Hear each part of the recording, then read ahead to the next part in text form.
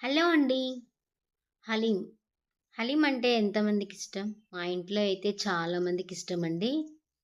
ఈ రంజాన్ మాసంలో మొత్తము మా ఇంటికైతే హలీం వస్తూనే ఉంటుంది. అంటే ఎవరు తెచ్చివ్వరండి. మేము బయట నుంచి కొని తీసుకొనొస్తాం. చాలా అంటే చాలా బావుంటుంది. ఇంకా ఎవరైనా ట్రై చేయకపోతే తప్పకుండా ట్రై చేయండి. అందరూ తినే విధంగానే ఈ హలీం అనేది తయారు చేస్తారండి. ఈ హలీంలో చాలా పోషకాలైతే ఉన్నాయండి.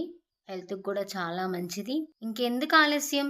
నేనైతే ఒక పట్టు పట్టేసానండి. ఒక్కసారి రుచి చూసారంటే మళ్ళీ మళ్ళీ తినాలనేంత రుచిగా ఉంటుంది ఈ హలీం. అసలు ఆ డబ్బా ఓపెన్ చేస్తేనే చూడండి గార్నిష్ అయితే ఎంత చక్కగా చేశారో.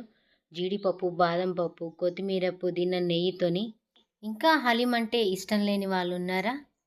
ఇష్టం ఉన్న వాళ్ళైతే ఒక లైక్ మాత్రం మర్చిపోకుండా ఇవ్వండి. ఈ వీడియో నచ్చితే షేర్ చేయండి.